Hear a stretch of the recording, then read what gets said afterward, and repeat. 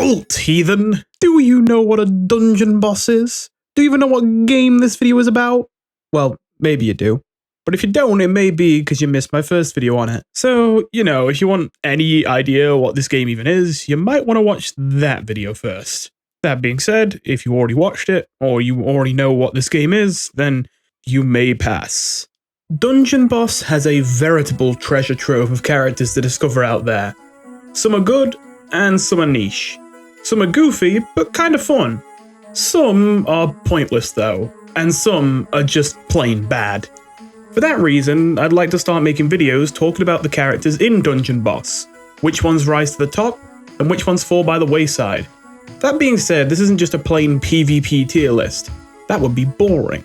These videos are looking to measure their value in all aspects of the game, even ones that maybe don't give you any sort of competitive edge, but maybe they do provide a great convenience or quality of life, like characters that are really quick at farming your way through low-level dungeons. That doesn't really give you a competitive edge, but man, is it nice to be able to beat low-level dungeons way faster so you can farm harder. So hey, if you're stuck in PvP, but you're great for speedrunning farming old story mode levels, then welcome aboard.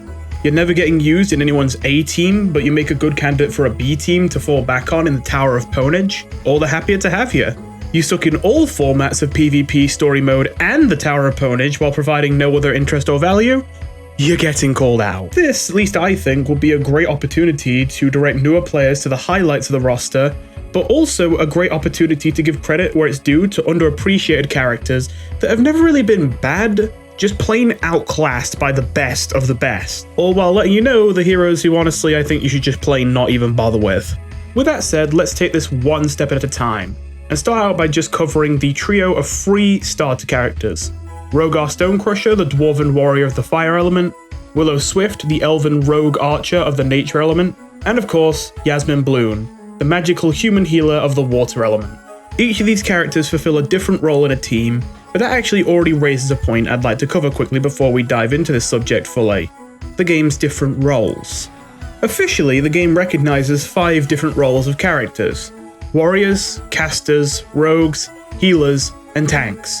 That being said, if you wanted to simplify it down to 3, warriors, casters, and rogues all end up just being 3 different flavors of DPS. They do have mild differences in playstyle, but the difference between a warrior and a caster is much smaller than the difference between something like a rogue and a healer or tank. So for the most part, you can think of each hero as fitting into one of the classic roles of tank, DPS, and support. Healers are self-explanatory. They focus less on damage output and more on healing and providing supporting buffs and debuffs. No surprises there. Tanks are also what you'd expect mostly, usually packing a little less punch to their hits, but getting huge survivability in return and the ability to use that survivability to help protect other members of the team. Most tanks will do this through taunting mechanics where they can force enemies to target them for a few turns, but some may also rely on defense buffs, damage redirection, or shield stacks, which provide limited numbers of hits of invincibility. Then there's the 3 damage roles. Casters are for the most part self-explanatory as well, usually just DPS characters with a focus on magical ranged damage. However, they also have a tendency to fulfill the role of glass cannons. Often they end up being very vulnerable, low HP, low defense targets, but with access to powerful status effects, as well as abilities, combos, and synergies that hit like trucks. Rogues are similarly typically glass cannons, but in a different fashion. They often have less pure damage output in return for being able to act sooner and crit more often. Ironically enough as well, despite the fact that they're supposed to be quite frail, they typically end up being a bit more survivable than casters, thanks to them usually having access to dodging mechanics, lifesteal mechanics, or shrouded, a buff that makes you invincible and untargetable until your other teammates die. And lastly are the warriors. Now you may have expected that I left the warriors for last because they're the simplest, but well, that's kinda true, but kind of not. Warriors are simultaneously basic and weird, often effectively being miniature tanks, only with all DPS and no protective abilities on deck for the most part. That's what makes them so basic and yet so weird. They are the all-rounders of the cast like you'd expect, who mostly exist just for reliable damage output, but oftentimes getting the best use out of them means getting creative with making use of their extra tankiness compared to other DPS options. Of course it varies, some warriors are tankier than others, but in general most warriors get the stats of a tank combined with the moves of a DPS, putting them in a bit of a weird limbo. And the warrior class just so happens to be the class that our first hero on the list belongs to, Rogar Stonecrusher. Rogar is your basic reliable bread and butter DPS option to start. His moveset is simple, but generally effective. To be honest, Rogar was the starter character I was the least interested in. And I tell you that to make it clear there is no bias in play here when I tell you that Rogar is probably the best starter hero you get. He has a basic physical melee attack like many others do, and his special moves ironically aren't anything special really. When you first obtain him, you will only have access to Whirlwind, an AoE melee attack that hits all enemies for big damage on a 5-turn cooldown. Ascending him once grants you access to Skullcrusher, a triple hit melee attack with a 3-turn cooldown, but as you can see, there still aren't any gimmicks in sight. It is all just pure damage.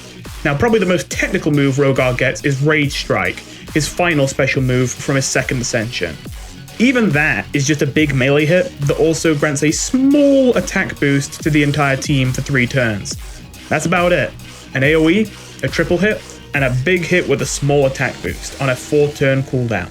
If you're a bit newer to this game, you might find this surprising, but there's actually not a whole lot to say about most characters' special moves in general. However, there's often a lot more to say about their passive abilities. So throughout most of this video, we're probably going to be talking more about the passives of these characters than their actual moveset. To start covering Rogar's, his first and probably most basic passive is his armor. Of course, many characters in this game wear armor, and if they do, they get the armored passive, providing them 25% damage reduction versus physical attacks. It may be a pretty common and unremarkable passive, but it's still a very reliable ability. Especially considering, as you might have already been able to guess, I would say about more than half of the attacks in this game are physical-based attacks. So it's pretty close to just getting a flat 25% damage reduction at all times. Of course, it's not quite that good, but it's still pretty damn good. It's just free extra health. Having it allows Rogar to be a little bit of a stickier threat, and often a bit of an unappealing target to focus first. Obviously, whoever's going to kill the fastest is usually the kind of enemy you want to take out first, but if your Rogar is armored and you don't have access to high magical damage that you can use to focus him down, a lot of times you're not capable of taking Rogar out of the picture straight away. So if Rogar happens to be your highest DPS option, it can be a little tough getting rid of him. Of course, I'm not going to overstate the case, he's still no tank, but again, like I said for warriors before, they're mini tanks. They still take quite a beating before they go down. Of course, most teams will probably have at least one source of magical damage, not even necessarily because you have to really think that much about balancing physical and magical, and more so just because you will probably have a character on your team that deals some form of magic damage that is just already the best pick anyway. But even in those cases, the fact that only certain characters can hit Rogar with certain moves without being reduced by armor means that you often can't have all 4 characters focus the same target if they have armored, without armored getting value. So yeah, armored is simple but effective. As well as that, he gets another passive that many other warriors do, Resolute. A passive that is sort of niche, but nice to have versus more evasive targets. It makes it so that when your enemy dodges an attack of yours, your next hit is not only guaranteed to hit them no matter what, but it will also guaranteed crits. Honestly, this passive could be really strong in the right situations, but it mostly ends up being niche because of how rare dodging is as a mechanic in Dungeon Boss.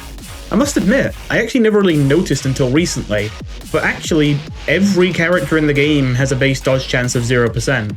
I don't know why, I just kind of assumed it was something like 1%, like it was low, but I thought everyone could dodge. But no, I never actually stopped to think. Only characters that explicitly have dodging passives or synergy can dodge at all. And that's a lot less characters than you might expect. Still, when this does see use, its impact is usually pretty significant. Especially considering this actually synergizes with Skullcrusher's triple hit to ensure that you get your guaranteed crit immediately if they dodge, rather than having to wait a turn to get the payoff. Overall, a pattern you might notice with Rogar's passives, which I really appreciate in this game, is that most of them aren't necessarily there to make Rogar stronger at what he already does, they're more so there to help him in situations where his brute force approach could easily get hard countered and shut down. Obviously, characters with very high dodge chances are just not going to be able to be hit by Rogar if he doesn't have this passive. So even if it doesn't trigger quite as often as I'd like, I still wouldn't trade it away. And I still think it makes a lot of sense to put it on Rogar, just to make sure that evasive characters don't completely shut him down. Lastly, for the immediately available passives on deck is Hot-Headed, boosting Rogar's attack by 10% for each fire ally on the team. A passive that, quite honestly, I kind of forget exists most of the time. Now don't get me wrong, that is not to say that a potential boost of up to 40% extra attack isn't a powerful effect. Rogar hits like a truck when you abuse this passive. The issue is more just the character it's on. Rogar, in almost all aspects, seems to be designed as a safe all-rounder pick that isn't very reliant on synergy and can kind of be thrown into almost any team. At the beginning of the game, you're going to be running him with Yasmin and Willow, of course, who both do not grant the buff. In the early game, you're probably going to have a limited amount of options to pair with Rogar to make a decent all-fire team, and by the late game, you'll be able to find more powerful synergies that can outclass Rogar's brute force. The only real time for this passive to shine is a narrow slice of the mid-game. Not to mention, even during that time, you have the issue of evos. Of course, you need to spend evos to ascend characters and unlock all their moves, and you're going to want to have all the moves unlocked on the team that you're going to want to use with Rogar. The problem with that being that, of course, you tend to get an even spread of all the different elements of evos.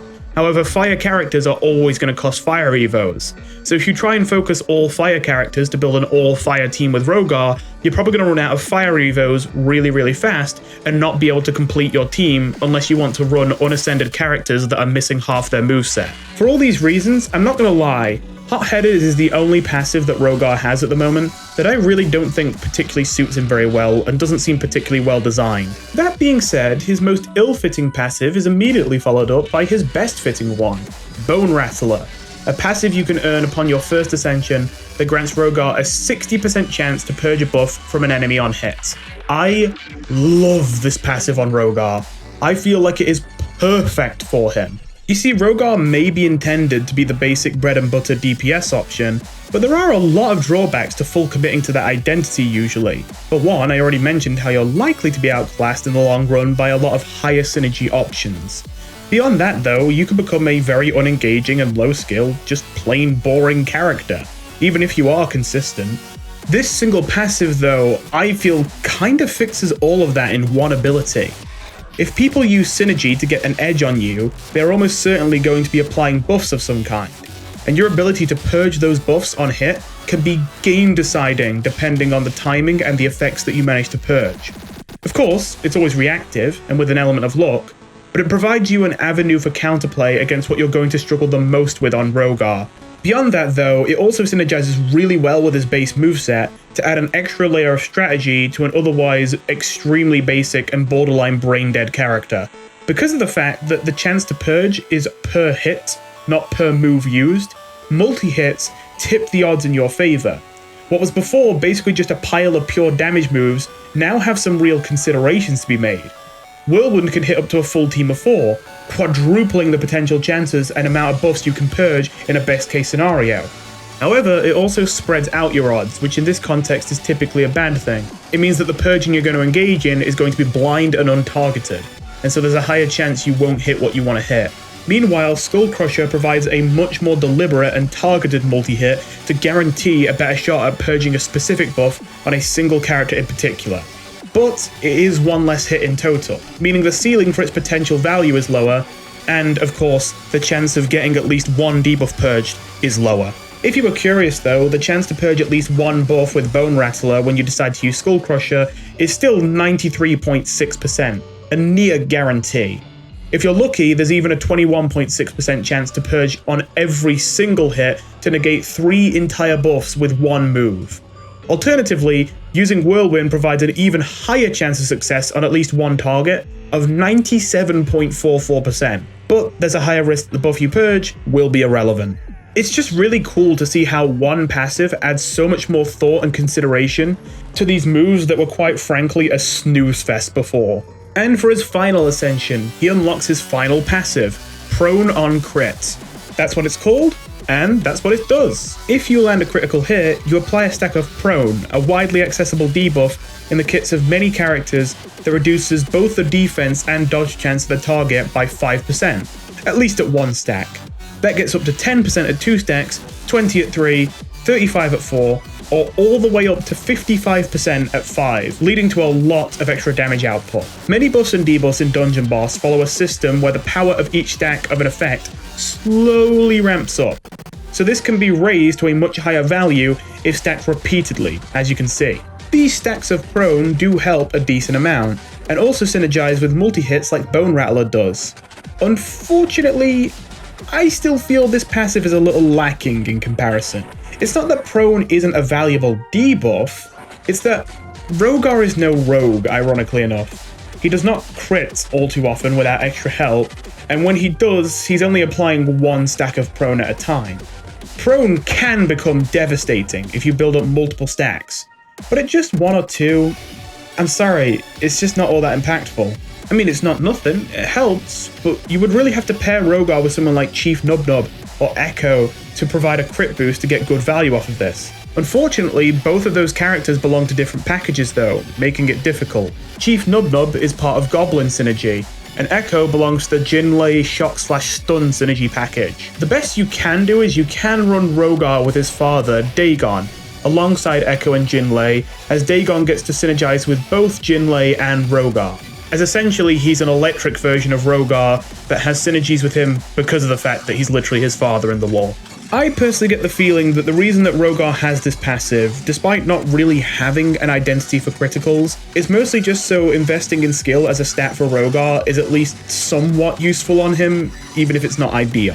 You see, skill is the most complicated stat in the game by a mile, as it basically encompasses every miscellaneous thing a hero can do that isn't covered in a basic stat, affecting things like the strengths of buffs you apply, or your resistance to debuffs, but its most common function is its ability to increase your crit rate. If Rogar did not have this passive, skill would practically do nothing to help him. So perhaps the devs were worried about new players not understanding how skill works, and blowing all their rune slots on boosting Rogar's skill, only to find that that was borderline useless. Then again, you need to get to level 20 to use runes anyway in the first place, so I'm not sure. Speaking of which, while this is not technically one of Rogar's passives, I did bring up Dagon before, having access to a powerful passive ability that synergizes with only Rogar and no one else. Like Father Like Son is a passive that Dagon has that makes it so that anytime he uses a move, Rogar gets to copy his move without even spending a turn. This is already effective enough, but it also includes special moves, which I don't think any other passive like this in the game does. Now, special moves will still have their cooldown spent if you use them this way, but like I say, it doesn't spend a turn. If you decide to use Electric Whirlwind on Dagon and Rogar has his normal Whirlwind, then he will immediately follow up with his own Whirlwind. While usually I wouldn't bring up outside characters and talk this much about them, this devastatingly powerful synergy in particular massively improves Rogar's late game viability compared to the others in the starter cast, mostly because Dagon is an already consistently powerful pick in his own right, and this passive only sweetens the deal. All of that being said, this is how Rogar works now. What about how he used to work before Respawned? Well, while his moves were all the same, his passives were quite different. He still had the Armored passive, as well as Hot-Headed on the first Ascension, but from there he only had two others. He began with a passive called Dwarven Resolve, making it so that not only were all of his attacks guaranteed to hit no matter what, but also that his damage would actually increase versus enemies with a higher dodge chance. A pretty powerful anti-rogue passive to begin with, if somewhat situational. As well as that, for his final Ascension, he would gain Forgotten Endurance, granting him a 20% boost to both his HP and defense if he was on a team with legendary dwarf High King Valken. This would make him very tanky, but it's also a very specific synergy that has a pretty boring effect. Beyond that, the original game also had epics, special super weapons you could unlock for characters once they were fully ascended that would add a randomly triggering powerful effect to your basic attacks. Rogar, of course, obtains the Stonecrusher. Epics were upgradable, so the stat boost they provided could vary over time, but at maximum level it would provide a 30% boost to your attack, a 20% boost to your HP, and a 10% boost to your crit chance. As well as that, when using the Stonecrusher, there was a chance that every basic attack might actually deal triple damage compared to normal and daze your target, massively increasing their chance of missing. While the old version of Rogar was probably stronger due to having an epic alone, and his old passive for dealing with dodging enemies seems like it might have been a little bit better than the new one, considering you didn't have to miss a hit to then get your guaranteed hit. I have to say I actually still really like Rogar's reworks. Bone Rattler really fleshes the character out so much more and makes his kit feel complete. He just wouldn't feel the same without it. And while prone on crit is a little clunkier in execution, I still like what it's going for, and I think it would work really well if not for Rogar's low crit rate. These new passives actually take advantage of his otherwise basic moveset, and provide him with counterplay to the synergy that he would struggle to take on otherwise. Not to mention, it has to be said that a 20% stat boost only if you're running a single legendary character on the team is not only boring, but also a really baffling passive to give to the free starter character. What are the chances that a brand new player even has High King Valken when you unlock this ability? I can tell you I sure didn't. I don't think this ability ever got use out of me until I was level 60 in the original. So I'm pretty confident that once epics are added back into Respawned, the new and improved Rogar could come out the other end of this looking a lot better than the original. Next up is Willow Swift, a rogue with a slightly more interesting but still pretty basic moveset. She's of course known for her speed, which translates in-game to acting first, dodging attacks frequently, and having a high uptime on her special moves. She's also somewhat reliant on chance and crits to close kills. That being said, while Willow Swift was the starter character I most took a liking to, I think I have to sadly admit she is the worst of the bunch in the long run. For her basic attack, she fires her bow and arrow.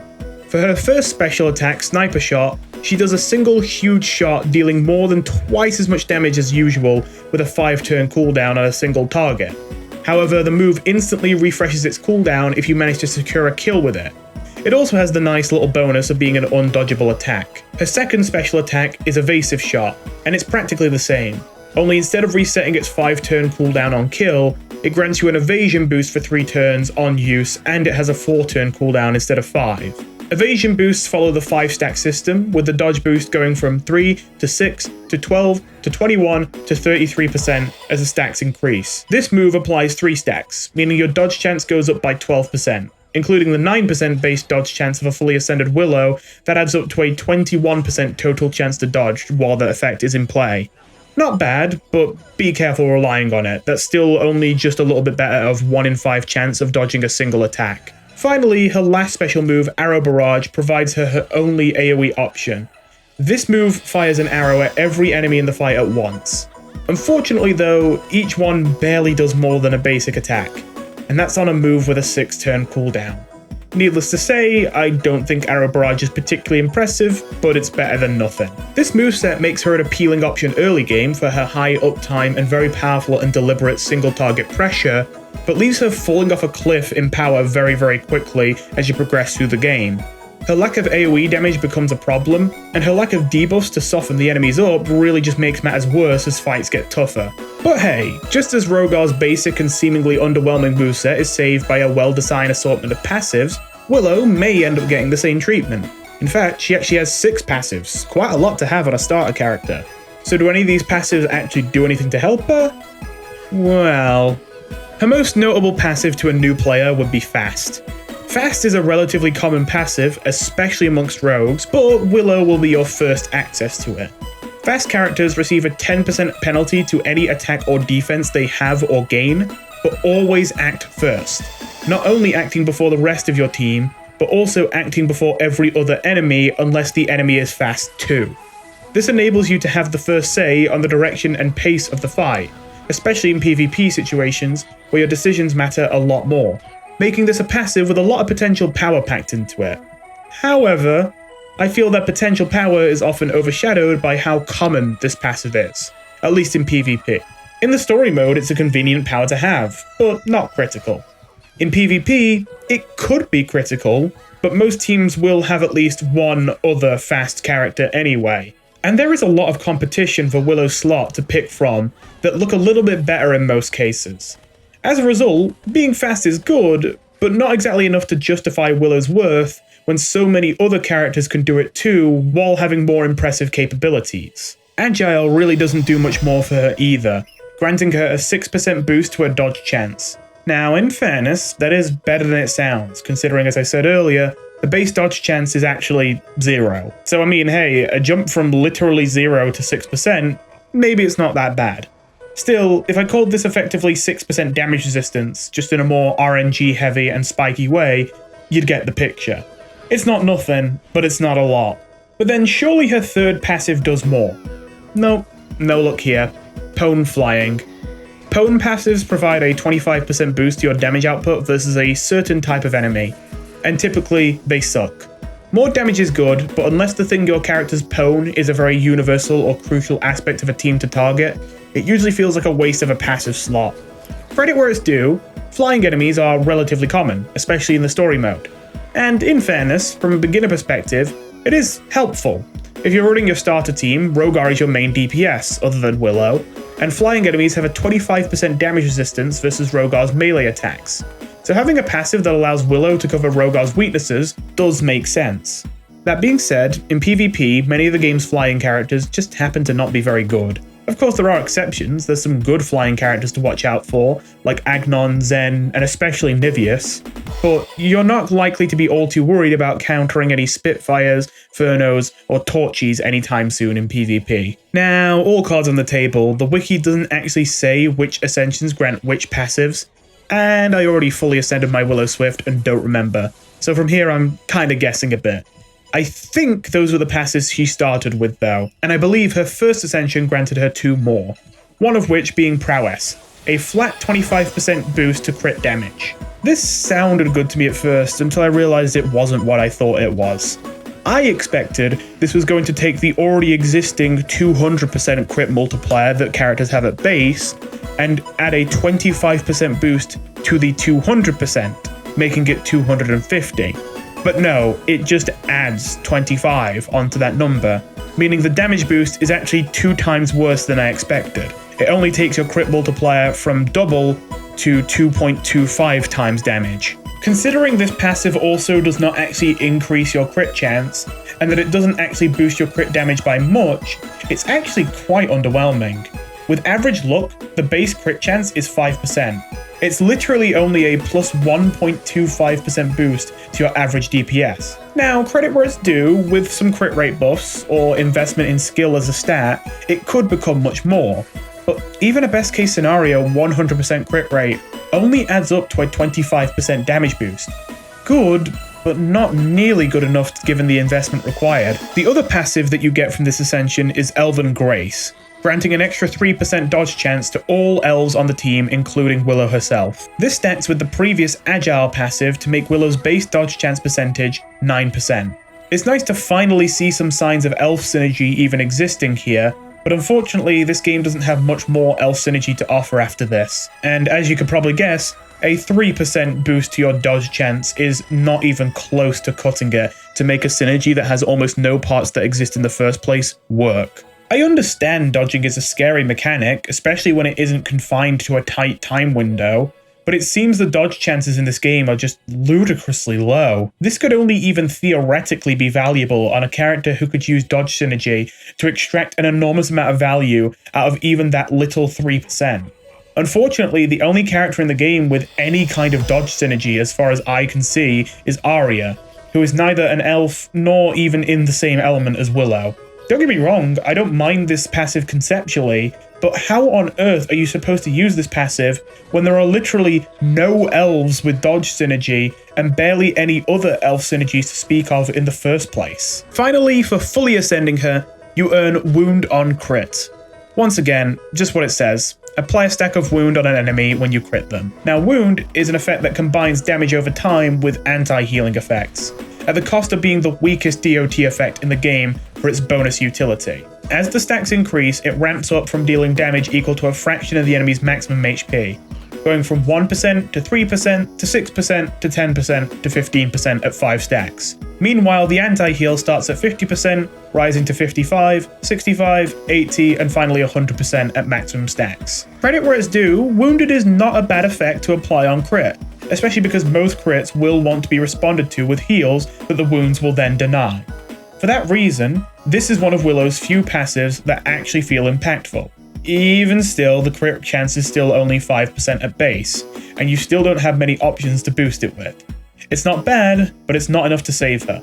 She would need to be able to apply it far more consistently, or be able to apply more stacks of it for it to really help her out much. In the end, unfortunately, Willow just does not find a place in Respawned. Elf synergy is borderline non-existent, and without that, she lacks a niche. Crit synergy isn't a bad idea, but she doesn't even come close to committing hard enough to it to actually outclass any of the other options for crit synergies. Dodge synergy has more room to build on without much competition, But with the only good dodge synergy character Arya having no synergy with Willow, there's just nothing to work with there. Don't get me wrong, Willow does feel good to use to start off, but in the long run there just is no team in existence where she's the best pick once you get going. Any single position where she kinda looks alright, there is a character out there that can do everything she could do but better. That being said, when I was new to this game back before the reboot happened, I remember feeling like she was the best of the starter trio by far. Was that true? Or was I just biased towards my Archer girls? Well, it's too long ago for me to say definitely, but what I can say is it does look like she did suffer a noticeable downgrade in Respawned. Despite gaining many passives, many of them simply didn't do a lot to help her out. The old Willow didn't have wound on crit, I'll give you that. She also did not have 25% bonus crit damage. But she did have better versions of almost every other passive she has in the current version of the game, plus an extra passive that got removed. Evasive used to give her a whopping plus 25% dodge chance instead of 6. Literally over 4 times better. Now in fairness, there was a caveat. It only applied to ranged attacks, not melee attacks, but even still, that encompasses just under 50% of the game's entire pool of attacks.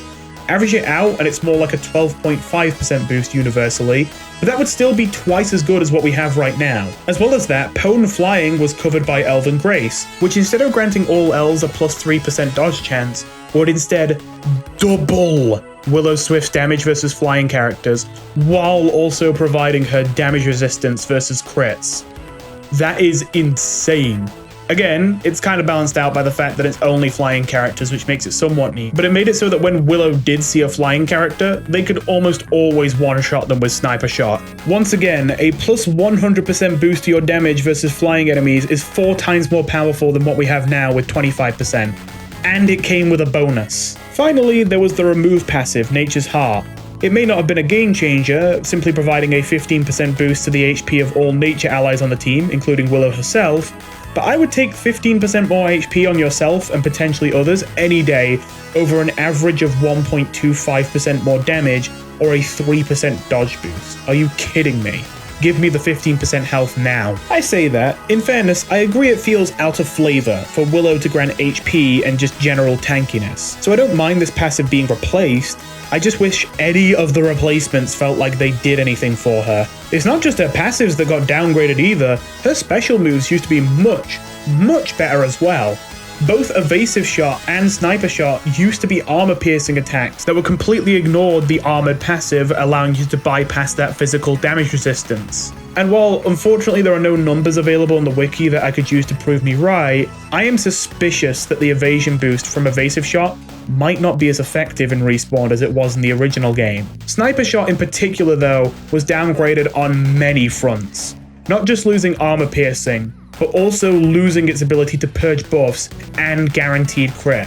Now, let's be fair to Respawn. Before, the way that Sniper Shot worked was that its guaranteed crit would deal double damage, of course, compared to a basic attack, as 200% was the crit multiplier. However, it also meant there was no chance to do any more than double damage because you're already critting. You can't crit a hit that's already critting, if you know what I mean. Whereas in Respawned, while the move doesn't get a guaranteed crit anymore, the base damage is significantly increased to around 2.5 times the damage of a basic attack. That's already technically more damage than it deals in the original, and with the chance that you could actually crit to send that damage even higher. For that reason, I understand I might sound pedantic here, but I still feel like this was a downgrade regardless, even if the move technically gained more damage potential. Not only because I'd rather have the armor-piercing, buff-removing version of the move, but also because guaranteed crits could be used to proc crit synergies, a capability that she now no longer has. At the very least, I feel Respawn's Sniper Shot should be twice as likely to crit if it can't be guaranteed, even if that means the damage has to come down. And all of this is not even to speak of her epic Swift Wind, which when fully leveled would boost your attack by 30%, as well as boosting her defense and skill by an extra 20. Of course, beyond just the stat benefits though, there was also the epic effect, which would turn your basic attack into a double hit, with each hit dealing double damage, quadrupling the total damage output. Needless to say, while I don't know what the consensus on Willow was back then, I'm still kinda convinced I wasn't just down bad for the blocky elven archer girl. I get the impression Willow genuinely was a lot stronger back in the day, and that Respawn kind of ruined her, it's sad to say, leaving her the worst option of the starter trio. All of this brings us to our final hero for today's video, Yasmin. Probably just about the most basic bread and butter healer you could possibly imagine. But an effective one to give credit where it's due. She's got mild but at least respectable damage output and resilience combined with big heals. Not many bells or whistles required for this one. Her basic attack is a magical ranged attack from her wand. Her first special move is Men Team, a basic but big AoE heal for the whole team with no tricks or gimmicks on a 6-turn cooldown. Her second special move is Cure Wounds, a basic single target heal that many other healers can also obtain. Its heal output is large, but single target heals tend to be underwhelming compared to AoE heals in fairness, so often they have to lean on granting bonus benefits to compete. As a result, Cure Wounds tries to provide the bonus of also cleansing all debuffs on the target, while having a 5-turn cooldown that's slightly faster than Yasmin's AoE heal. Finally, you unlock Cold Blast, another move that actually multiple characters can learn. Cold Blast gives her a mild DPS option, firing a magical blast that deals around twice as much damage as a basic attack, while applying the chilled debuff. It also deals splash damage to all the other targets, equal to 20% of the damage dealt to the targeted enemy. Unfortunately, the chilled debuff doesn't do much here. It punishes enemies for being impatient and deciding to use their special moves before waiting for chilled to wear off. If they do use a special move while they are chilled, they take damage. However, without maxing out the stacks, the damage can often be shrugged off easily, to be honest. At one stack it takes 4% of your maximum HP, then 8, then 13, 19, or 26 at maximum stacks. Worst case scenario, you lose a quarter of your health. Not nothing by any means, don't get me wrong, but not a lot for a max stacks debuff. Yasmin only applies 2 stacks to her target with this move, so it will only take 8% of their health at best without any outside help to intensify the debuff. That being said, there are some powerful synergies for Chilled that can make it more useful on some of the water element's rarer and more powerful heroes, allowing you to use this move as a way to sort of mark an enemy for death. Otherwise, it's just here as an option so that Yasmin's DPS isn't non-existent. Characters like King Yorick can lifesteal off of people who are chilled when they attack them. Characters like Grognog can deal significantly increased damage versus chilled targets. And probably most impactfully, characters like Igorok can actually turn chilled characters into frozen characters who just don't get to play the game for 2 turns. That is a much more devastating debuff. So while Chilled on its own still sucks, you have the potential, if you're running the right team, to turn Chilled into a debuff that actually does something, and actually maybe even something quite terrifying. As for her passive, she starts off with Wise, a passive that makes buffs last 1 extra turn on her when they're applied. While pleasant, this passive is often underwhelming, as most buffs already last 3 turns, and PvP, at least usually, is extremely fast-paced and explosive. As a result, 3 turns often feels more than enough. I'm not gonna lie, there's a lot of PvP matches that will be over before the 3rd turn even starts. That being said, if you're trying to abuse more short-lived buffs, or you're trying to use more intense buffs like invincibility effects, it could be made to be something a little bit more impactful in the right teams and situations. She also begins with Proficient, a passive that simply boosts her skill stat by 15%. Now, you may be wondering, if characters' skill stats are something that they already, just have on them when you first obtain them, and you want to have a character with high skill, you may be asking why they don't simply increase their base skill stat rather than giving them a passive that boosts their normal skill stat by 15% that they have at the beginning of the game anyway and is always in effect and can't be negated. You may think that this is just the developers looking to pad characters out with passives that don't actually do anything. And depending on how cynical you want to be, you may be right, but there is an important difference to note here between passives that grant percentage boost to stats and flat stat increases. If you use something like a rune to boost Yasmin's skill, not only will her initial base skill receive the 15% boost, but also the rune will also be 15% more effective. Other than that though, yeah, in fairness, for the most part, this is just here to boost your skill and look like it's doing something when really it's just kind of part of your base stats on this character.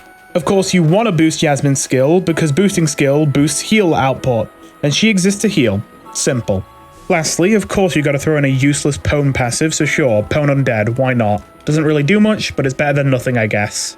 Now, if you're actually brand new to this game and using this video as something of a guide, you're going to want to focus on getting Yasmin's first ascension ASAP. Because while most of Yasmin's passives have sucked so far, she obtains a passive upon her first ascension, which is so simple and yet so ridiculously, absurdly effective. This passive has Yasmin automatically heal the lowest health ally on the team at the end of every turn. And if you've been investing in your skill, that passive healing is no slouch. Hey, so I know this is a little bit unprofessional, but I can't resist. I can't help myself. Already, I've been a little wound up trying to record the voiceover for this video, because for whatever goddamn reason, no matter how close I get my mouth to the mic, no matter how much I turn it up, my voice continued to be extremely faint. It doesn't happen that often anymore, but I swear sometimes my mic just throws a fit and does this. I don't know what the hell I'm doing differently.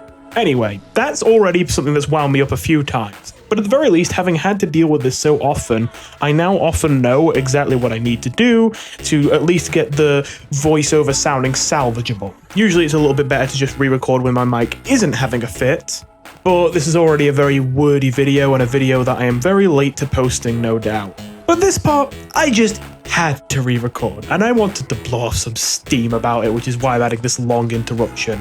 I was going to explain just how broken this new healing passive is, but for some goddamn reason here, I cannot tell you why. It took me like 50 attempts to finally say the next sentence I was going to say without stuttering 50 times over and going and then when I finally got a clear take of exactly what I wanted to say, I've just listened back to it, and not only have I realized that I forgot to even mention what this passive is called, but still expected you to know what I'm talking about when I called it by name, but on top of that, I got the name of the passive and the name of the move I was comparing it to mixed up. So the whole thing's just unsalvageable. Okay, completely unnecessary and unprofessional interruption out of the way. Sorry, I know that probably got you out of the mind space of what I was talking about, but yeah. What I was supposed to say here before I had a mental fit was that Healing Hands, which by the way is the name of the new passive where you heal automatically, is super good because of the fact that the healing output of Healing Hands when you invest in skill is genuinely, no joke, not very far behind the healing output of Cure Wounds. You know, the single target special ability with a 5-turn cooldown you use to heal. In fairness, of course, Cure Wounds also cleanses debuffs, whereas Healing Hands doesn't. But even still, the fact that you can get a passive that adds a free bonus heal that is about as powerful as your 5-turn cooldown single target heal at the end of every single turn at literally zero cost in terms of cooldowns, resources, or time is insane. That was the point I was trying ever so hard to make. This passive alone hard carries Yasmin's effectiveness. Honestly, without it, she would genuinely be dumpster tier god-awful. In my mind though, Healing Hands is genuinely in the running for strongest passive in the entire game. And it's a passive that I believe only she and Zen can learn, making her far more of a valuable pick than you might have expected. And at last, for her final ascension, you get Party Planner. A passive I often forget exists, and I won't be surprised if others felt the same. But to give credit where it's due, it's not a bad one per se, just a subtle one.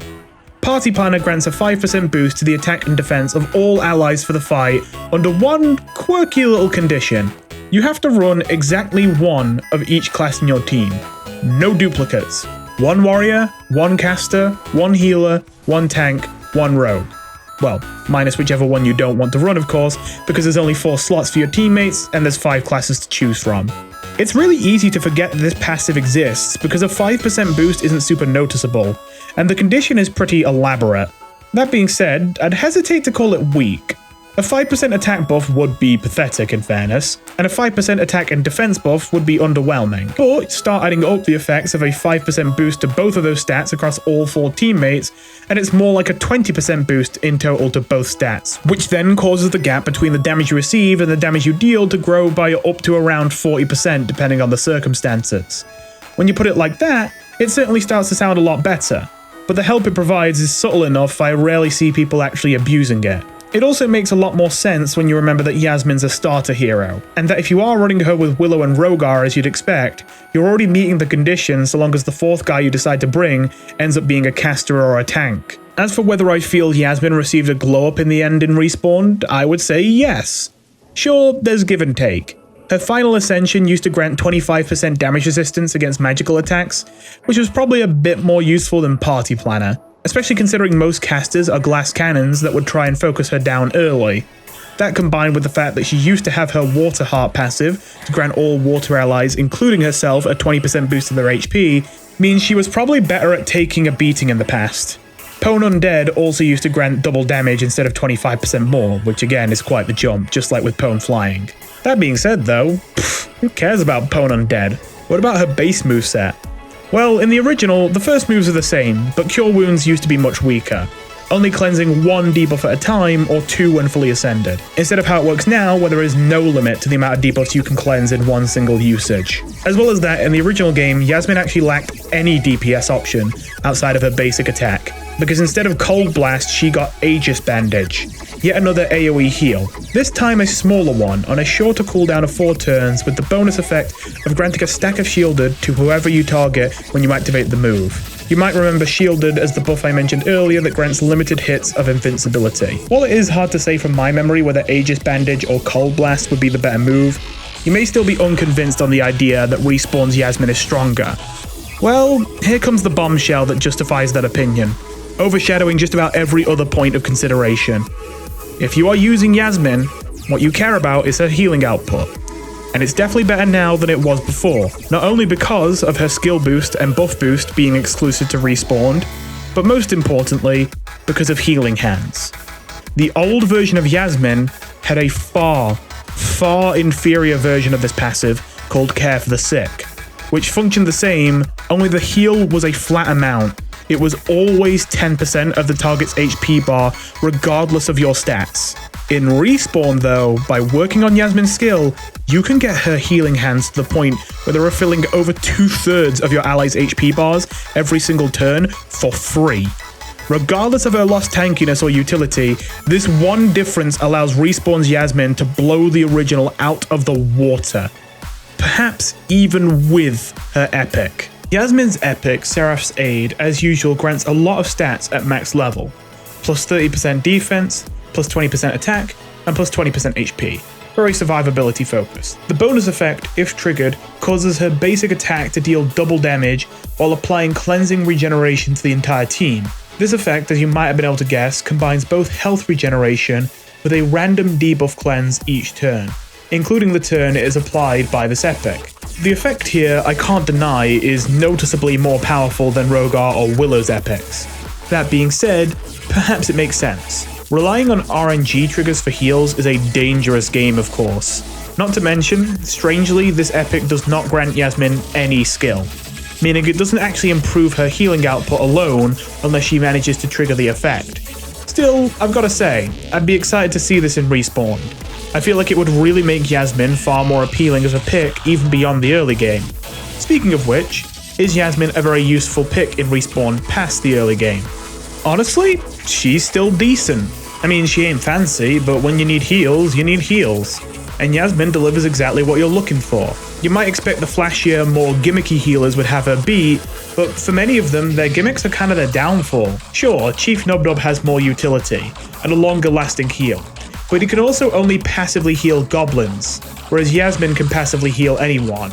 Now, Nubnub can actively heal non-goblins with his special moves, but the cooldowns are so long they leave long windows of vulnerability for non-goblins of the team to get focused down. Craw may provide more damage output and debuff negation than Yasmin, but one of his healing moves is significantly weaker than the other, barely doing anything to keep the team up, and the stronger healing move that actually is good at keeping the team alive starts on cooldown every single fight with a very long timer to activate. By which point in most PvP situations your whole team could already be dead before you even get a chance to heal. Shadow Queen Darius may be able to upgrade your passive heals to passive AoE heals, which can be devastating, but those AoE heals only activate if you run a full team of Dark heroes with her. There's also many others like Maya or Ember Sanguine, who suffer from a similar issue of not being good at their job unless you run a full team of heroes of the corresponding element or tribe.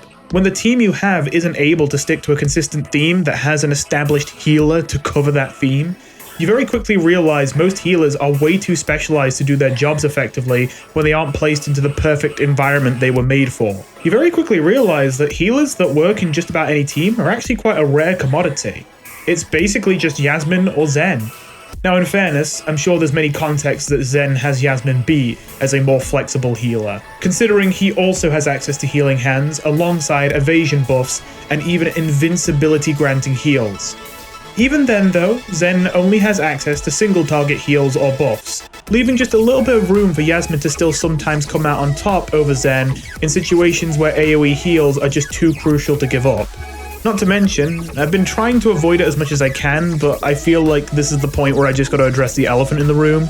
Yasmin being a bronze rarity hero really helps her. You can get a lot more tokens for her each day by playing story mode, whereas silver heroes and above like Zen don't drop tokens in levels unless you get very lucky with a chest. As a result, you're likely to have way more stars and therefore way more stats on Yasmin than Zen, even as you get further into the game. For example, me personally, as I'm recording this, I'm currently player level 43, and my Yasmin is currently 5 stars out of 6. That provides an enormous stat boost to her. On the other hand, because Zen was a silver hero, even though silver heroes are only 1 tier above bronze, the difference between bronze and silver is so much larger than the difference between most other rarities that I still only have 2 stars on Zen, and it's going to take a long time before I can get any more than that. The bottom line here is this. Yeah, you probably will be able to find healers that are better than Yasmin for your teams, but they will only be better than Yasmin when they're placed into the perfect situations for them. Yasmin is still the queen of flexibility when it comes to healers, which in fact makes her particularly valuable in my view in the Tower of Ponage, a mode of the game where you have to clear multiple extremely difficult floors of fights with enemies where all the damage you take and all the people who die are permanently gone from your party until you challenge it again the next day. That mode often forces you to adapt on the fly and run characters you would never usually run together to fill holes in your composition when the best teammates that you really want to be running end up dying on a floor, but you have to keep going. As a result, a healer that can work with any composition extremely effectively is enormously valuable in that mode. Again, considering of the 76 characters currently in the game, there's really only 2 that can fill that role. With all that said though, that completes my coverage of the starter trio of Dungeon Boss. Rogar is genuinely not bad, even late game, and neither is Yasmin. It's really only Willow who's in need of desperate help in my view. Whether that be buffs or reworks to the character's current kit, or just the introduction of some dodge, crit, or elf synergy that actually makes any part of her kit worthwhile. I hope there's something on the horizon for her at the very least, because I really hate to see my favourite of the 3 end up doing so poorly comparatively speaking, at least past the early game. With all that said though, thank you for watching, and I will see you in the next one. Goodbye.